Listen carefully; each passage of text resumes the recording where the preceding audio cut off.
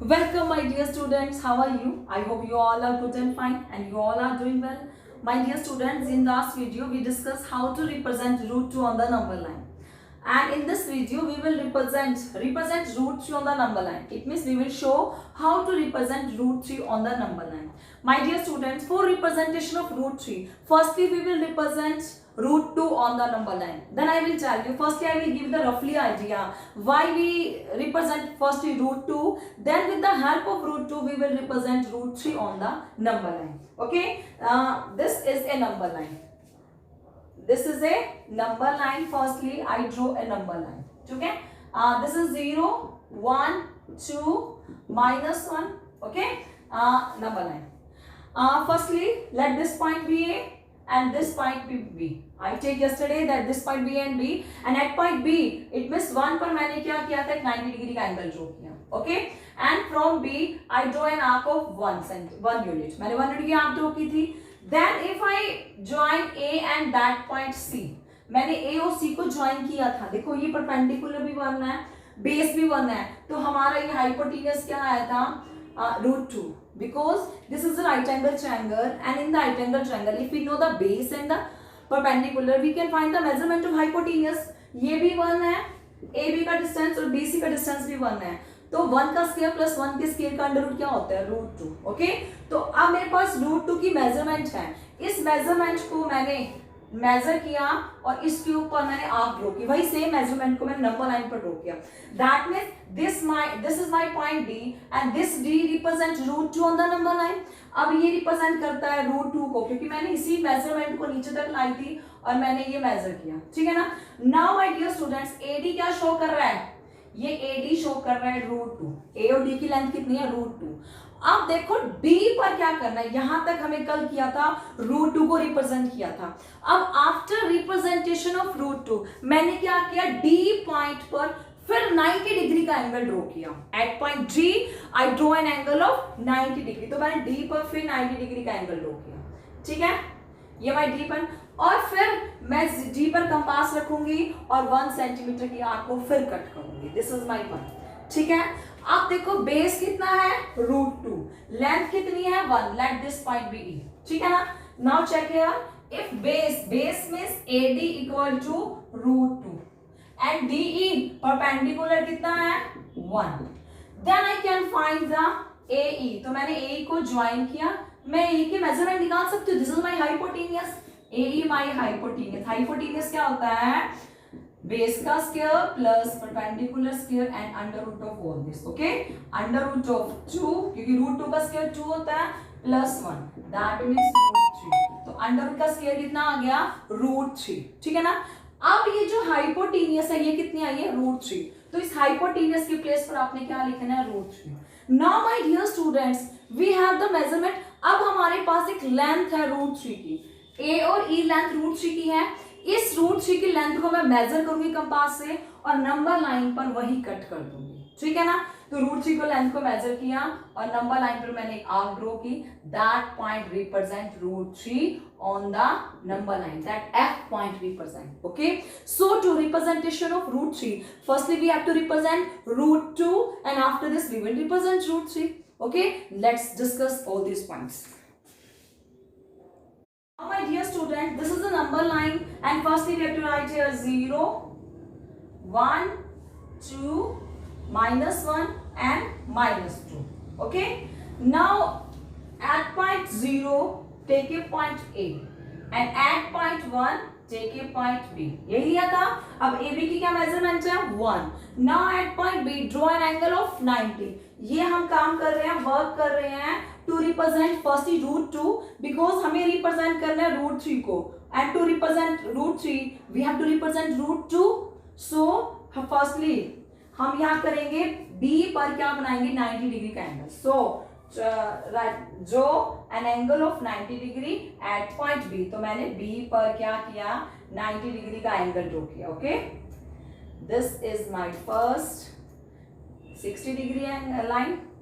This is 120 degree angle and the bisector of these two.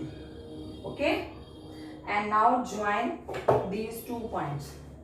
This is an angle of 90 degree. हमने क्या किया, यहाँ पर 90 degree का एंगल ड्रॉ किया, okay, at point B. Now from B draw an arc of 1 unit. Because हमारा ये अगर बेस 1 है तो हमें परपेंडिकुलर 1 चाहिए, तो मैं यहाँ पर 1 का आर्क कट करूंगी. 1 क्या मैंने मेजर किया, दिस इज माई 1, तो मैंने यहाँ पर भी टिप रखी और 1 की आर्क को कट कर दिया. So my dear students, this is 1, that is point C. ये मेरा पॉइंट है C. Now join A and C. अब मैंने क्या करना है, ए और सी को ज्वाइन करना है. Let's join A and C. Okay, अब हमने क्या करना है, ए और सी को ज्वाइन करना है. Now join A and C. ठीक है, A and C. My dear students, if base is 1, height is 1, perpendicular must be √2. We discussed all this in last video कि perpendicular hypotenuse की लेंथ, अगर बेस 1 है, perpendicular 1 है, then hypotenuse की length क्या आएगी, √2 बाय यूजिंग पाइथागोरस थ्योरम. अब हमारे पास √2 की मेजरमेंट है. अब इस मेजरमेंट को मैं मेजर करूंगी with the help of compass.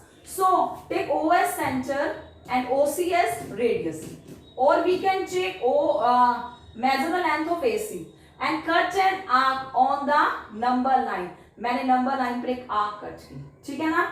अब ये जो इसी सेम एसी मेजरमेंट की आर्क को मैंने नंबर लाइन पर कट किया, तो नंबर लाइन पे जहां कट किया वो मेजरमेंट भी क्या होगी, √2. Let this cut at number line at point D. ये डी पर कट कर दिया, ओके. तो एडी हमारा क्या आ गया, √2. ये हमारी मेजरमेंट है √2 की, और ये डी रिप्रेजेंट करता है √2 को. क्लियर, ये this D represent √2. Okay, now we have to represent √3. अब मुझे √3 को नंबर लाइन पर रिप्रेजेंट करना है. अब हमारा next step will B, yes, अब मुझे √2 पर क्या करना है, 90 डिग्री का एंगल ड्रॉ करना है. Okay, now draw an angle of, my dear students, at point D. It means √2 वाले प्लेस पर मुझे क्या करना है, 90 डिग्री का एंगल ड्रॉ करना है. तो आप लिखोगे at point D draw an angle of 90 degree. तो अब हम क्या करेंगे, जी पर अपनी टिप रखेंगे और 90 डिग्री का एंगल अब ड्रॉ करना है. Okay, draw an angle of at point D, draw an angle of 90 degree. Okay, draw an angle of 90 degree.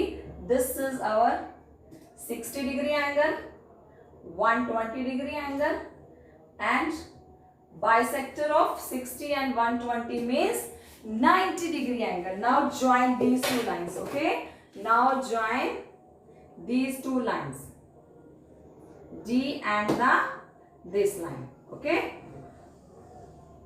this is an angle of 90 degree at point D. मैंने D पर क्या किया, 90 degree का angle draw किया. Okay, now my dear students, put the tip of compass at D.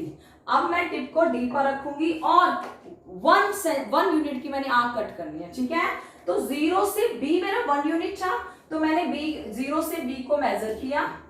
Okay, अब मैंने क्या किया, D पर टिप रखी कंपास की और 1 यूनिट की मेजरमेंट को कट किया, क्योंकि यहां पे मैंने 1 था.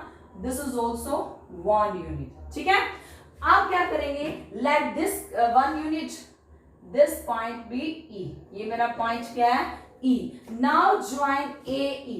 क्योंकि ए और डी मेरा बेस था, तो मैं ए और ई मेरा हाइपोटेन्यूस होगा. ठीक है ना. अब मैं क्या करूंगी, ज्वाइन करूंगी ए और ई को. ठीक है, now join A and E. Our next step will be, now join A and E. This is our hypotenuse. This is the length of our hypotenuse. Okay. Now I join A and E. My dear students, base है √2, perpendicular है 1, then hypotenuse must be √3. तो हमारी जो length है AE की, ये क्या है, √3. ठीक है ना, क्योंकि अभी बताया मैंने आपको कि मैंने बेस AD लिया था. AD मेरा √2 है, BE क्या है, 1 यूनिट है, तो ये जो AE आया है ये क्या होगा, √3 होगा. अब क्या करेंगे, टिप रखेंगे O पर, या AE मेजर, जो AE हमारे पास लाइन सेगमेंट आई है √3 की, इसे मेजर करेंगे with the help of compass. और you can say that put the tip of compass at point A and take or AE as center. Take A as radius and AE as center. मैंने AE को centre point लिया and draw an arc. अब मैंने क्या की, एक arc draw की जो नंबर लाइन पर एक पॉइंट पर कट करेगी, ठीक है ना। अगर मेरी ये लेंथ, ये जो कंपास ओपन है ये √3 है, तो इसने कंपास से मैंने नंबर लाइन पर एक आर्क ड्रॉ की। Late this cut on the number line at point F, कि ये नंबर लाइन पर किस पर कट करती है, एफ पर कट करती है। Let this point be our F, F पर कट किया तो ये एफ किसे रिप्रेजेंट करेगा, √3 को। दिस एफ रिप्रेजेंट √3, क्योंकि ए एफ क्या है, ये जो ए मेजरमेंट है उसी मेजरमेंट को मैंने नंबर लाइन पर ड्रॉ किया। This A F is our √3। Okay, yes my dear students, now this is the construction of √3। तो आप क्या लिखोगे, draw a number line, number line draw, सबसे पहले नंबर लाइन ड्रॉ की। Now this d, because don't write the representation of √2 when you will represent the √3। आपको √2 आता है तो सबसे पहले आपने √2 को ड्रॉ किया। this d point represent √2 on the number line, ये d point represent कर रहा है √2 को नंबर लाइन पर। if there is any confusion then don't confuse, write all the construction on the number line। तो सबसे पहले आपने √2 की जो कंस्ट्रक्शन करवाई थी आपको एज इट इज लिखनी है। सबसे पहले लिखोगे draw a number line, take a point A at 0 and B at 1। Now at point B draw an angle of 90 degree। ये √2 की कंस्ट्रक्शन बोल रही हूँ, ठीक है। At point B draw an angle of 90 degree and from B cut an arc of 1 unit and let this point be C। Now join AC। आपने AC को join कर लिया। Now take AS center and AC as radius। Draw an arc which cut a number line at point D and this D represent √2। फिर आपने यहाँ से start करनी है। This D represent √2 on the number line। Okay, draw an angle of 90 degree at point D। फिर मैंने D पर क्या किया, 90 डिग्री का एंगल ड्रॉ किया। Okay, now from D cut an arc of 1 unit, क्योंकि मुझे परपेंडिकुलर 1 चाहिए। And from point B cut an arc of 1 unit, that is point E। जो कौन सा पॉइंट है हमारा, E पॉइंट होगा। Join A and E। अब मैंने हाइपोटेन्यूज को ज्वाइन कर लिया। Join A and E। अब मैंने हाइपोटेन्यूज को ज्वाइन किया। Now take AS center, वही सेम पहले वाला process, AS center and AE as radius। Draw an arc on the number line। This arc cut the number line at point F। ये जो arc है number line पर F पर cut करेगी, ठीक है। This F represent √3 on the number line, क्योंकि F हमारी रिप्रेजेंटेशन क्या है, √3 की on the number line। That's it। If there is any doubt then you can call me, you can WhatsApp me, you can comment me। Thank you my dear students।